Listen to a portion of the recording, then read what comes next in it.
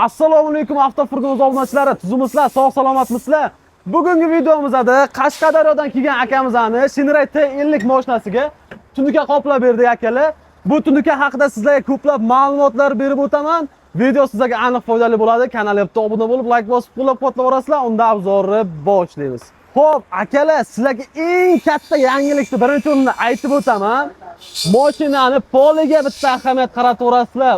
O'zbekiston bo'yicha bunaqa tunuka faqat bizda mavjud.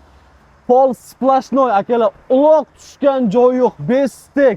Любой turdagi endilikda jack deysizmi, Shinray changan mashinalarni poliga splashnoy tunuka qoplab beramiz.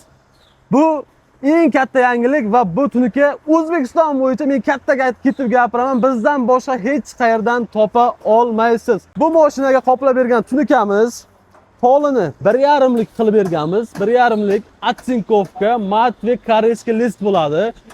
Yonlarini 1,2lik qilib berganmiz. O'zingizlar bitta ahamiyat qarataverasizlar, yonini oynagacha ko'tarib berganmiz. Xo'p, bitta akamiz video qo'yibdi, tunuka yuk avtomobillarni polini chiritadi deb.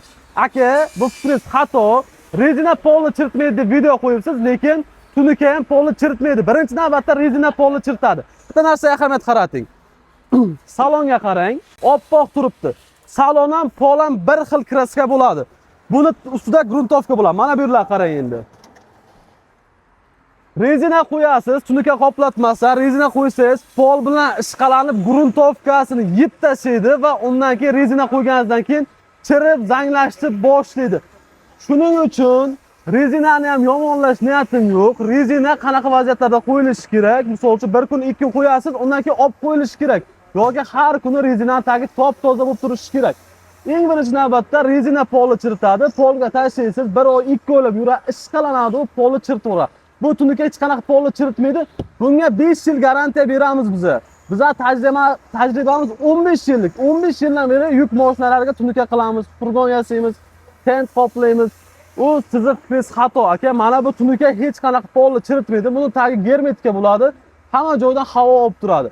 Xo'p, har xil misol uchun kimyoviy kislotalar tashlaysiz, kimyoviy moddalar tashlaysiz, ular chiritishi mumkin. Atak oddiy narsalar bu tunukani chirita olmaydi. Bu tunuka zanglamaydi ham. Biza 5 yil garantiya beramiz, shuning uchun to'g'ri fikringiz deyman. Xo'p. Tunukaning chirish vaziyatlari bor. Qanaqa vaziyatlarda chiriydi? Farzod aka, tushakming. Mana bu narsani ko'ryapsizlar. Tuyak bu. Bundan tashqari Pinaflex degani bor, faner bor. Ko'pchilik tushunmaydigan ustalar mana shuni qovurg'alariga yoki yonlariga tuyak, Pinaflex, faner qo'yib apishga qilib beryapti. Bu narsa o'ziga suv tortish xususiyatiga ega va asta-asta pang bo'lib mashinangizni mana shu birinchi o'rinda chiritib yuboradi.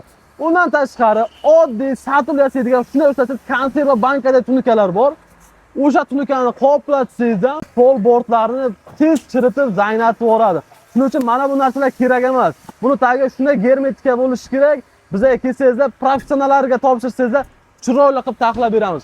Xo'p, akalar, bizda Shinraydan tashqari barcha turdagi yuk mashinalari uchun tunuka qoplash xizmatlari mavjud.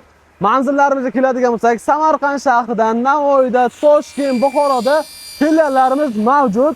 Xo'p, kimga shunaqa tunuka qoplash xizmatlari kerak bo'lsa yoki foydali ma'lumotlarni olish xohlasa, bizni kanalga obuna bo'lib qo'ysin va xizmatlar bo'yicha pastdagi telefon raqamlariga aloqaga chiqaverasizlar. Avtofurgon To'rtaloq. Sog' salomat bo'ling. Sizni kutib qolamiz.